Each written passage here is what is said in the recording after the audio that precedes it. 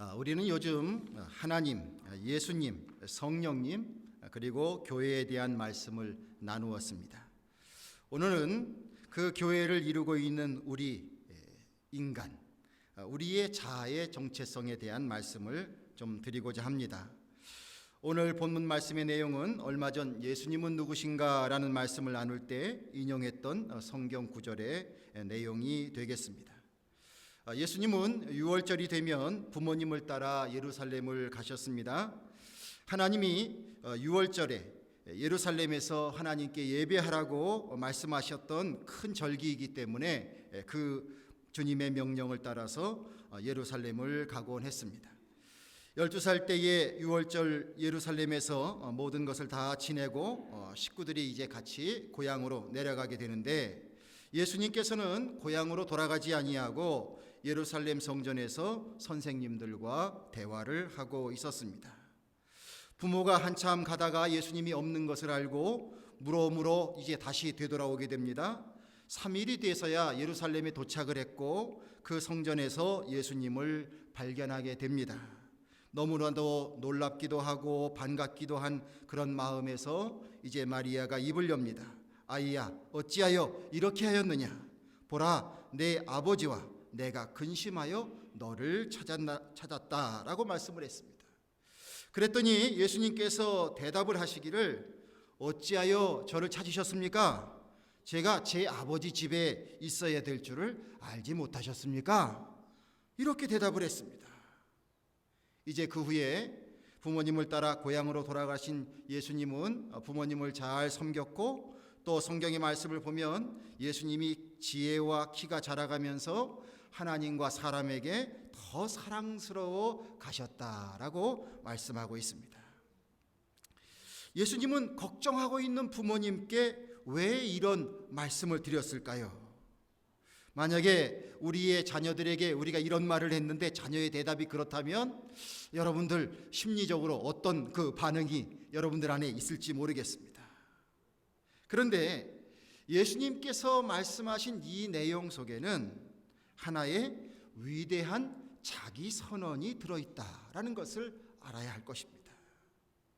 예수님이 사춘기에 접어졌을 때에 예수님은 자신의 정체성, 즉 내가 누구인가를 분명히 알고 있었다는 것을 알 수가 있습니다. 오늘날 우리는 하나님을 아버지라 부릅니다. 하나님 아버지, 아버지, 그렇게 쉽게 부를 수 있습니다. 그렇지만 옛날 유대인들은 하나님을 아버지라 부르지 못했습니다. 하나님이라는 이름이 성경에 나오게 되면 그 성경에 있는 글씨를 읽지 않고 그냥 넘어가요. 감히 하나님의 이름을 내가 어떻게 입에 올리느냐?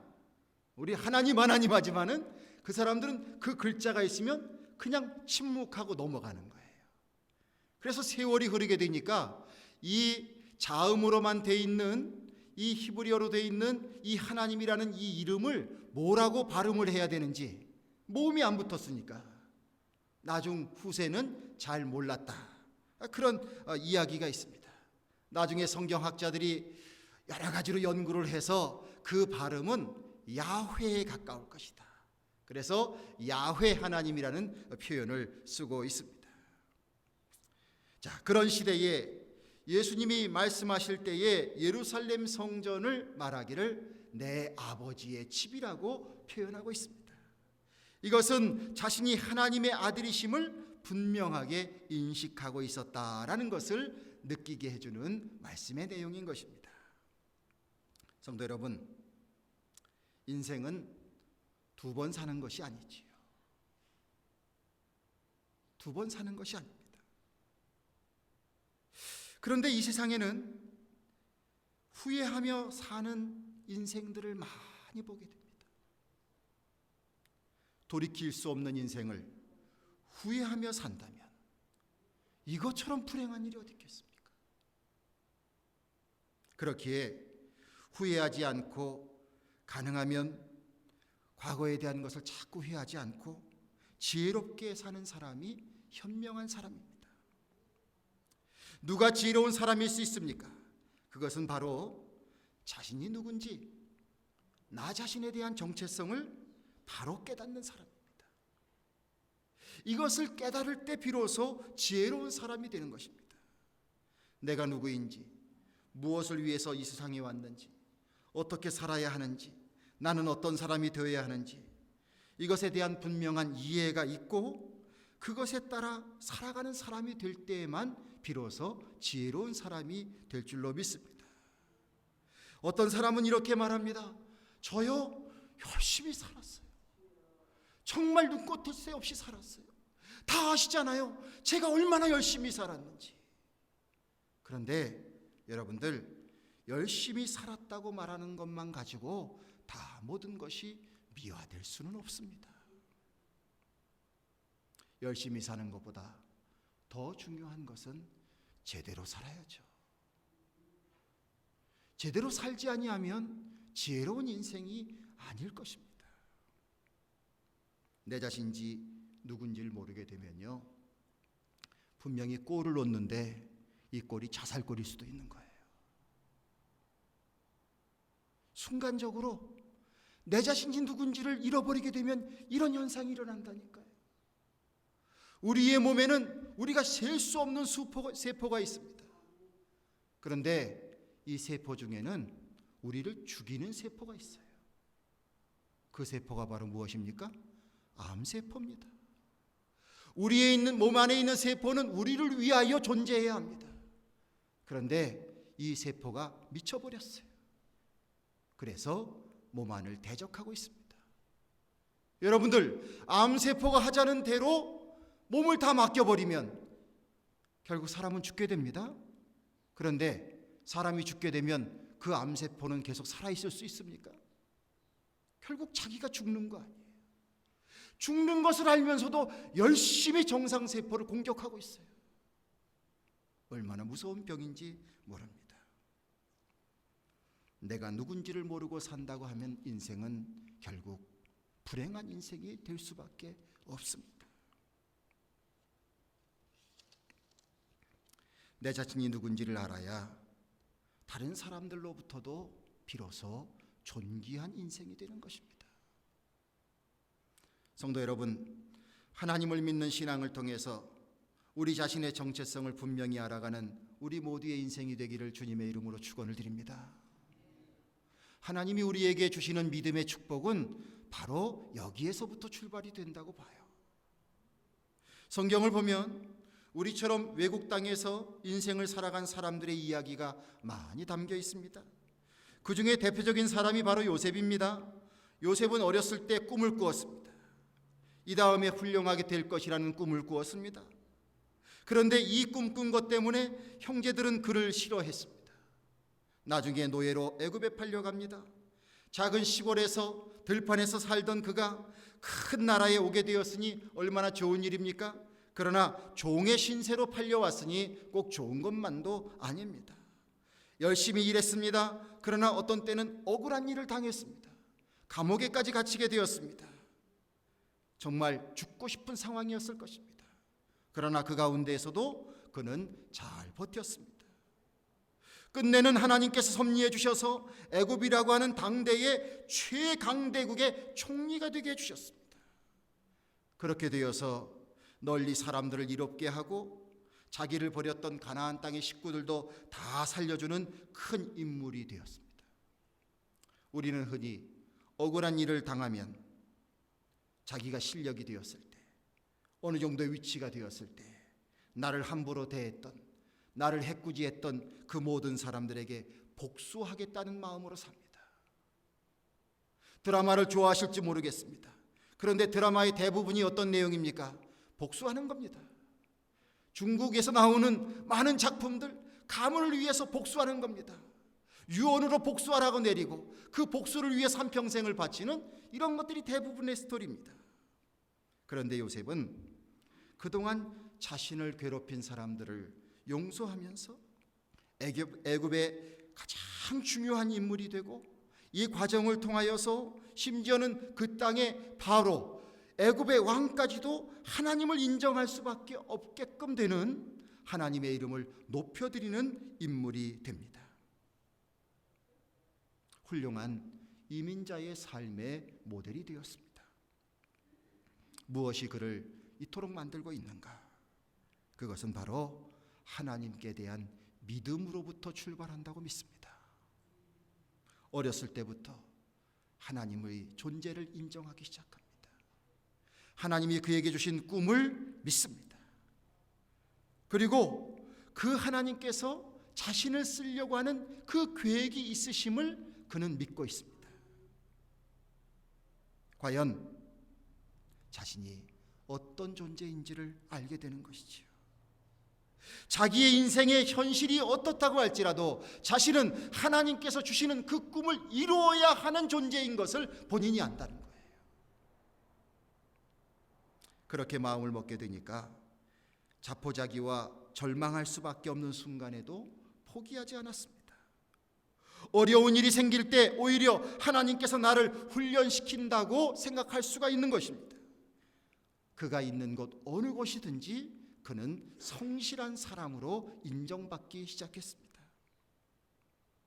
그래서 요셉의 인생도 예수님께서 점점 성장하시면서 하나님과 사람들에게 사랑스러워 가셨다라는 말씀이 있는 것처럼 요셉도 그의 인생에 그를 사랑하고 그를 좋아하는 사람들이 무척 많았습니다.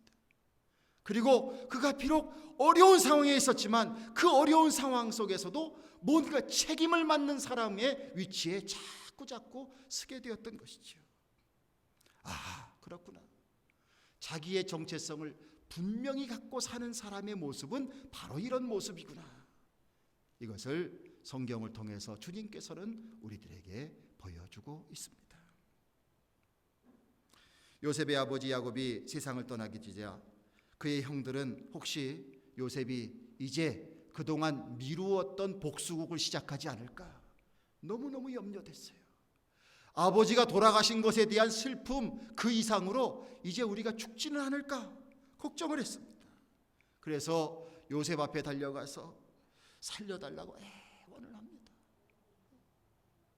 이전에 다 모든 것을 용서한다고 말했는데도 또 와가지고 이렇게 얘기를 하는 거예요. 그럴 때 요셉은 그 형님들에게 이렇게 얘기합니다. 형님들, 내가 무엇이 간데 형님들을 해야겠습니까?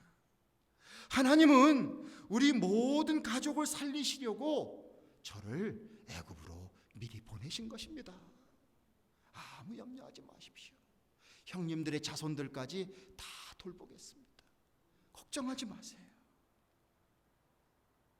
이 모든 일들이 그의 인생에 자신 한 인생을 바라다 볼 때에는 비극적인 삶, 어려운 삶이었었지만 그러나 이 모든 것이 하나님의 뜻임을 고백하고 있는 요셉의 모습을 볼 수가 있습니다. 역시 하나님이 쓰실 만한 큰 인물로 성장되었다고 봅니다. 사랑하시는 성도 여러분, 우리는 하나님께서 지어주시고 그리고 세상에 보내신 하나님의 자녀들인 줄로 믿습니다. 에베소서 2장 10절을 보면 우리는 그의 만드신 바라 그리스도 예수 안에서 선한 일을 위하여 지으심을 받은 자니 이 일은 하나님이 전에 예비하사 우리로 그 가운데에서 행하게 하려 하심이라. 이런 말씀이 있습니다. 이 말씀을 우리 모두가 믿음으로 확신할 수 있는 은혜의 삶을 살게 되기를 주님의 이름으로 축원합니다. 하나님은 저와 여러분들 한 사람 한 사람을 어떤 계획, 목적 그런 것 없이 이 세상에 내어놓지 않았다는 거예요. 선한 하나님의 일을 하게 하려고 하나님께서 계획하셔서 우리를 이 세상에 보내셨다는 말씀입니다. 분명히 여러분 나름대로 이 땅 위에 존재해야만 하는 주명한 사명을 가지고 주님께서는 여러분들을 창조하셨고 또한 이 세상에서 살아가시도록 하신 것입니다. 그러기에 나는 하나님의 자녀다라는 사실을 잊지 말고 사시게 되기를 간절히 바랍니다. 누가 뭐라고 해도 저와 여러분들은 하나님의 자녀입니다. 우리는 그것을 믿는 것입니다. 자, 옆에 있는 성도님들을 한번 격려하시길 바랍니다. 성도님은 하나님의 아들입니다. 하나님의 딸입니다. 이렇게 한번 확인 좀 시켜주시면 좋겠어요.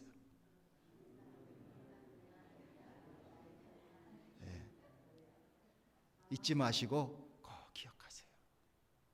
나는 하나님의 아들이고 하나님의 딸이다. 하나님의 계획 속에서 하나님이 나를 창조하시고 이 땅에 보내셨다. 하나님은 우리에게 생명을 주실 때에 여러 가지 특별한 상황도 함께 주셨습니다. 그래서 똑같은 입장에 있는 사람은 이 세상에 하나도 없습니다. 저희 큰딸이 사춘기 때 어느 날 이렇게 푸념을 하더라고요. 엄마 아빠는 첫째가 아니라서 몰라요. 제가 둘째고 집사람은 막내거든요. 엄마 아빠는 첫째가 아니라서 첫째의 마음을 모른다고. 이해할 수밖에 없는 거죠. 받아들일 수밖에 없는 거죠. 한 집안 안에서도 어떤 사람은 큰형이고 어떤 사람은 막내고 어떤 사람은 가운데 토막입니다. 각자의 역할과 책임은 다 다른 거예요. 한 부모 밑에서 자랐어도 다 다른 거예요. 그러므로 하나님은 왜 나에게 이런 모습을 갖게 하셨고, 하나님은 나에게 왜 이런 상황과 이런 위치에 나를 두셨는지, 하나님이 계획한 뜻이 무엇인지 그것을 신앙 안에서 빨리 발견하는 자가 지혜로운 자인 줄로 믿습니다. 맨날 불평만 하면요, 그건 자기 손해밖에 안 됩니다. 사실 우리 모두는 하나님의 작품입니다. 똑같이 찍어내는 그런 어떤 제품이 아니라 하나님께서 한 사람 한 사람을 하나님의 심혈을 기울여서 만들어내시는 하나님의 작품입니다. 그러기에 누가 더 좋고 누가 나쁘고 이런 것을 따지며 사는 인생은 잘못된 인생이에요. 그런 것을 주입시켜주는 사람이 있다면 그것은 하나님의 사람이 아닙니다. 이런 세상의 가치관을 우리 믿음의 사람들이 단호하게 거부해야 합니다. 왜 자꾸 하나님이 만들어주신 작품을 가지고 이러쿵저러쿵 말을 놀리고 혀를 놀리고 있습니까? 잘못된 겁니다. 그저 내게 주신 하나님이 주시는 그 모습을 가지고, 주님이 주신 사명을 가지고 내 역할에 충실히 하게 되면 그것 자체가 아주 훌륭한 거예요. 너무너무 훌륭한 거예요. 성도 여러분, 우리들이 하나님 앞에서 주께서 주시는 믿음을 가지고, 또한 그 가운데에서 하나님이 주시는 귀한 나 자신의 그 가치를 깨닫고 사명을 깨닫고 살아가게 되면, 우리 하나님께서 아브라함을 부르시고 이삭을 부르시고 야곱을 부르시고 요셉을 부르셔서 때로는 꿈을 주시고 때로는 약속을 주시는 그 은혜의 부르심이 곧 우리에게도 보여질 줄로 믿습니다. 결코 방황하지 말고 사시게 되시길 바랍니다. 여러 가지 사회학적으로 우리 자신들의 아이덴티티를 표현하는 그런 용어들이 있습니다. 여기에서 미국 시민권을 갖고 사시는 분들, 이렇게 한번 정의해 볼 수 있죠. 제가 보니까 이 안에 계신 분들은 다 코리안인 것 같아요. 그렇죠? 그런데 미국 시민권을 받으셨으니까 또 아메리칸이죠. 그런데 우리에게 저버릴 수 없는 이 믿음의 신념이 있지 않습니까? 우리 크리스찬들입니다. 그럼 이 세 가지를 붙이게 되면 코리안, 아메리칸, 크리스찬입니다. 어떻게 보면 많은 여러분들을 대변할 수 있는 아이덴티티를 말할 수 있는 부분이 있지만 아주 굵직하게 표현하게 되면 코리안, 아메리칸, 크리스찬입니다. 내가 이 땅에 살아가는 나의 아이덴티티의 가장 중요한 요소 중에 하나가 바로 이런 거예요. 애써서 코리안인 것을 지워보려고 해서도 안 되는 것이고, 아메리칸 된 것을 거부하려고 하는 것도 안 되는 것이고, 크리스찬인 것을 망각해도 안 되는 것이죠. 이 세 가지의 요소가 같이 이 안에서 움직여지면서 우리에게 독특한 사명이 부여되는 것입니다. 하나님께서는 아마도 미국 땅을 이롭게 하시고 이 땅을 통한 세계의 평화에 기여하게 하시고 하나님의 나라를 세워가게 하시며 우리로 하여금 먼 우리의 후세들이 바라다 볼 때에 하나의 획을 긋는 믿음의 조상들이 되게 해주시기 위해서 우리들을 이 땅에 불러주셨는 줄로 믿습니다. 미국 가면 좀 잘 먹고 잘 살까? 단지 이렇게만 해서 우리가 여기 와서 있는 것은 아니라는 사실입니다. 하나님께서는 하나님 나름대로 우리에게 오묘한 계획을 가지고 우리에게 삶의 지경을 열어주고 계십니다. 나는 하나님 앞에서 하나님이 주시는 믿음의 세계 속에서 우리는 우리에게 주어져 있는 삶을 어떻게 살아가야 할지 기도하면서 주님 앞에 계속 여쭤보며 살아가는 인생들이 되어야 할 것입니다. 우리 주님께서 그러한 갈급한 심령에게 만나주시고 우리에게 알게 해주시고 우리에게 느끼게 해주시고 우리의 모습을 하나님의 거울로 보여주실 것입니다. 1809년 2월 12일 켄터키주의 작은 한 오두막집에서 한 아이가 태어났습니다. 초등학교를 9개월밖에는 다니지 못했습니다. 그리고 어머니는 10살에 돌아가셨습니다. 어머니가 돌아가시면서 성경책 한 권을 주시는데 어머니의 말씀이 이런 말씀입니다. 내 아들에게 100에이커의 땅을 주는 것보다 이 성경을 선물해 주는 것이 더 기쁘다. 그 성경 붙잡고 살라고 아들에게 성경책 한 권을 선물했습니다. 믿음이 없는 사람이라면 저런 무책임한 부모 같으니라고, 책임성 없는 부모 같으니라고 이렇게 말할지 모릅니다. 믿음이 없는 자녀들이라면 뭘 이런 걸 다 줍니까? 다른 거 내놔요. 다른 거 내놔요. 그렇게 말할지도 모릅니다. 그런데 이 작은 아이는 10살의 어머니를 여였지만 그 성경책을 붙들고 한평생을 씨름을 하게 됩니다. 여러 번 사업도 실패했습니다. 선거를 나가서 선거도 실패했습니다. 자식들을 얻었는데 그 자식들을 얻은 가운데 두 아들도 자기보다 먼저 보내는 슬픔을 겪어야 됐었습니다. 그런데 그 가운데에서 그는 미국의 대통령이 됐습니다. 링컨 이야기입니다. 미국의 역사에 아주 중요한 순간이 있습니다. 중요한 인물들이 있습니다. 그 중에 링컨이 이루어낸 노예 해방이라고 하는 것은 우리가 결코 좌시할 수 없는 그러한 너무나도 아름다운 일입니다. 어떤 여론조사에서는 미국인들이 존경하는 인물을 예수님 다음으로 링컨을 존경한다라는 보고가 나온 이야기도 있다고 합니다. 링컨이 여러 가지 많은 말을 남겼는데 그 중에 우리가 좀 주목해 볼 몇 마디의 말이 있습니다. 한번 들어보시길 바랍니다.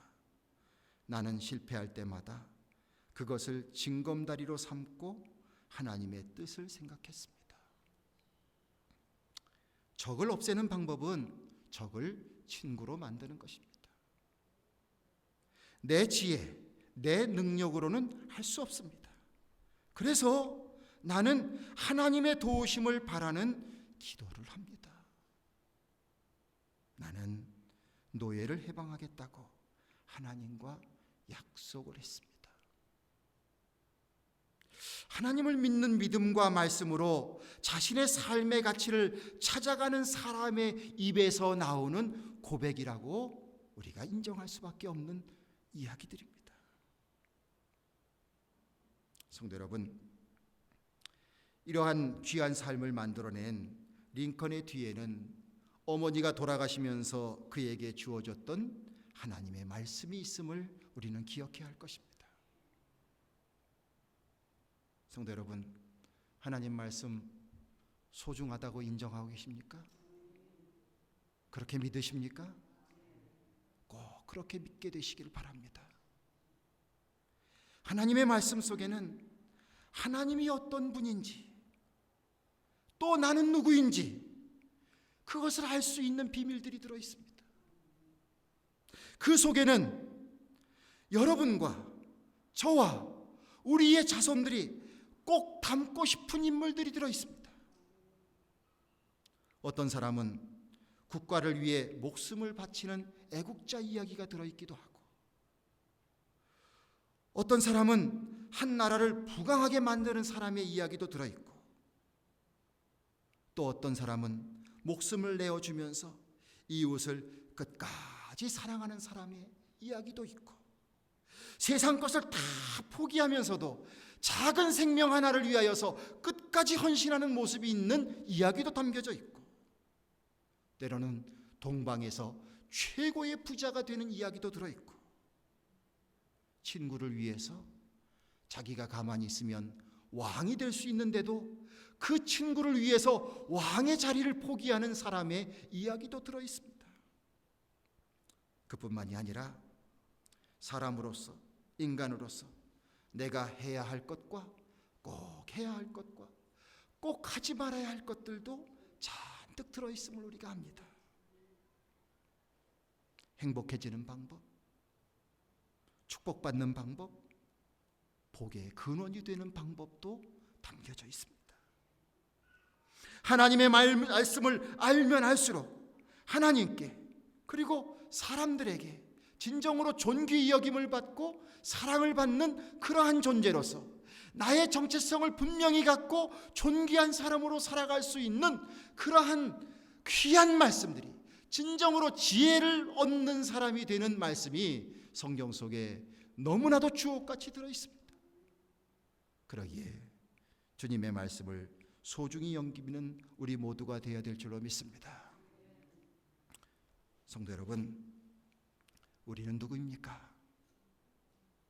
우리는 하나님의 자녀입니다. 예수 그리스도의 제자인 줄로 믿습니다. 그리스도의 몸이 되는 줄로 믿습니다. 교회의 한 일원이 되는 줄로 믿습니다. 그러므로 마귀와 대적할 자도 바로 우리입니다. 세상에 빛을 비춰야 할 자도 바로 우리입니다. 이 세상을 맛깔지게 만들어낼 사람도 바로 우리입니다.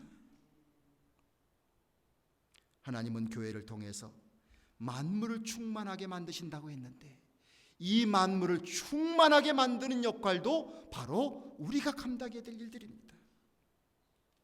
우리는 믿음의 조상들도 되어야 되고 세상의 축복의 통로도 되어야 합니다. 하나님의 나라가 임하게 되는 일을 위하여, 한 영혼을 구원하는 일을 위하여 쓰임받는 이 일에 가장 귀하게 쓰임받아야 하는 그러한 존재들이 바로 우리들입니다. 이 귀한 일을 감당하기 위해서 내가 누구인가, 우리의 자아 정체성이 절대로 흔들려서는 안 됩니다. 내가 얼마나 사랑받는 존재인지, 얼마나 고귀한 존재인지 주님의 말씀을 대하며 믿음의 길을 걸어가며 우리 자신들을 계속 확인해 나가시길 바랍니다. 세상의 많은 사람들은 돈과 명예를 위해서 다름질치고 있습니다. 온통 그 얘기입니다. 어떻게 하면 돈을 벌까? 뭐 집값이 어떻게 뛰었다, 어떻게 됐다, 어떻게 됐다. 어떤 때는 그런 얘기를 듣고 있으면 이건 정직한 사회는 아닌 것 같아. 사람이 성실하게 일해서 뭔가 꿈을 가지고 뭔가를 얻을 수 있는 그런 단계가 필요한 것이지, 눈치 잘 보고 있다가 어느 순간에 갑자기 쏟아부어서 일확천금을 당장 얻게 되고, 그래서 부자가 되고, 그래서 그 사람이 대단하고, 이런 사회가 정상적인 사회는 아닌 것 같아.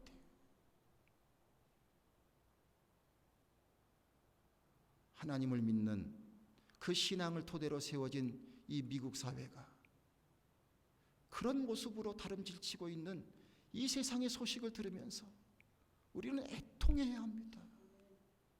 나는 어떻게 하면 저걸 탈 수 있을까? 이런 마음이 아니라 어떻게 그리스도인으로서, 하나님의 자녀로서, 하나님의 가치관으로 살아갈 수 있을까? 여기에 몸부림치고 여기에 눈물 흘리며 하나님의 나라가 도래하기를 그 마음에 꿈꾸며 살아가야 하는 그 사람이 바로 저와 여러분들이 되어야 될 줄로 믿습니다. 하나님의 일을 위해서 저와 여러분들을 이 땅에 부르셨다고 믿습니다.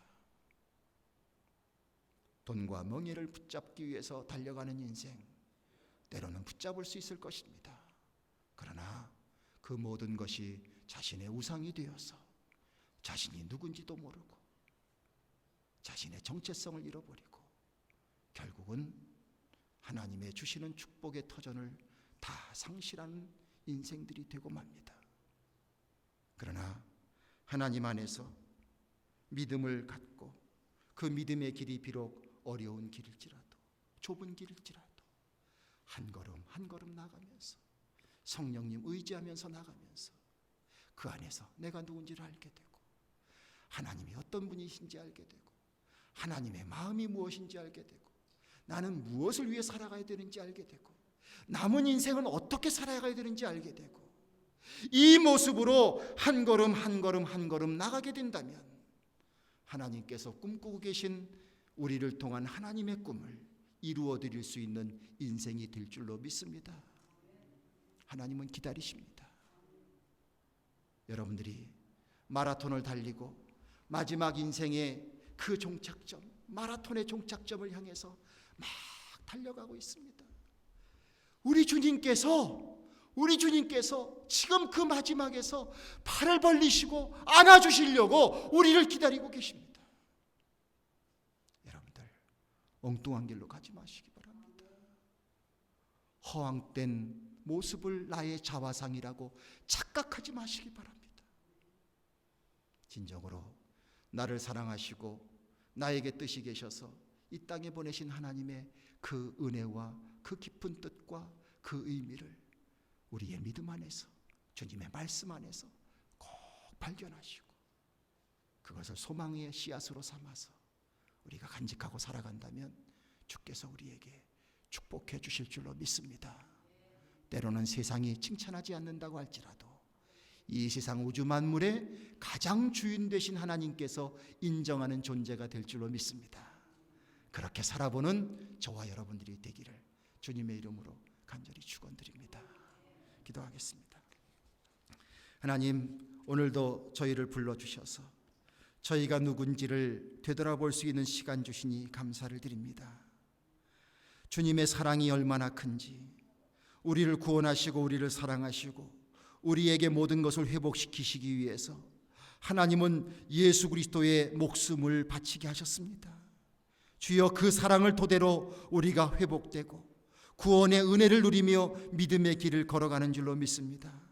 주여, 세상 것에 현혹되지 않게 하여 주시고 세상에 안주하지 않게 하여 주시고 하나님의 뜻 안에서 주님이 주시는, 우리에게 주시는 독특한 사명들을 다 마음속에 간직하고 이 땅을 살아가는 동안 열심히 믿음으로 살아내서 하나님의 이름을 높여드리고 세상에 주님의 이름으로 인하여서 세상을 유익하게 만들어주고 우리로 인하여 주여 다른 사람의 마음에 기쁨을 줄 수 있는, 그래서 하나님께 잘했다고 칭찬받을 수 있는 우리 모두가 될 수 있도록 주여 축복하시고 은혜 베풀어 주실 줄로 믿습니다.